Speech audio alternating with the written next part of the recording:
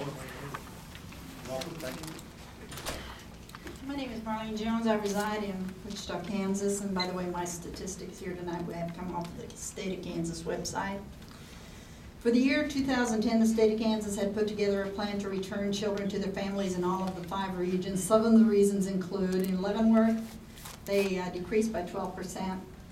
Moving from extreme to moderate range, the African American children entering SRS custody. Shawnee County reduced by 5%. They had exceeded the year's target of removals for population parental substance abuse. SRS Northeast region reduced by 3% the number of all children moved into out-of-home placement. Southeast reduced by 10%. Crawford County had a 122% increase of removals from January to March of 2010. Wichita returned 10% the number of children removed for physical neglect in Sedgwick County. Wichita had exceeded their target number for physical neglect removals to date. My concern is that these children were removed for alleged abuse and so quickly returned due to the state exceeding their quotas, were not abused, and if they were, how could the state possibly return these children back into an abusive environment? Children obviously never should have been removed in the first place. The KU School of Social Welfare did research on child needed care, non-abuse, non-neglect. The KU NAN report shows that 45% of children in foster care are there due to non-abuse, non-neglect. Even though the children are not abuse, non-neglect, the report shows that 70% of these children are still in foster care after 1 year. The Wichita area keeps the non-abuse, non-neglect children the longest time in the system compared to all the other regions in the state, with the median time being 720 days to permanency, with most of them aging out of the system. In 2010, the national average for out-of-home placement lengths of stay for children in foster care was 15 months. Sedgwick County was more than double the national average with 30.7 months.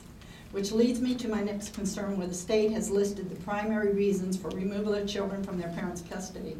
These are just a few of those questionable reasons. 1 child between the age of 1 to 3 was removed for truancy.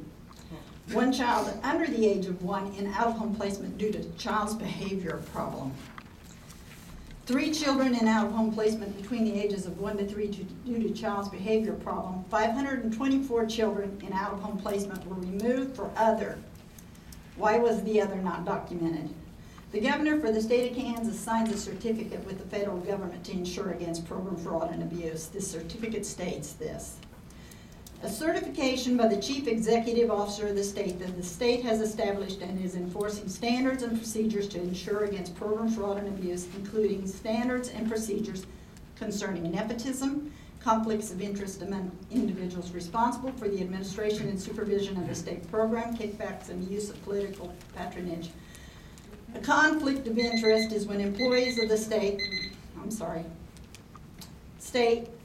and privatization contractors become foster and adopted parents for the very children that they make recommendations to the courts for.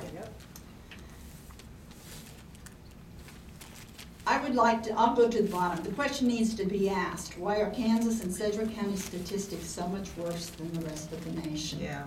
Audits and hearings aren't fixing this enormous problem that Kansas and Sedgwick County has.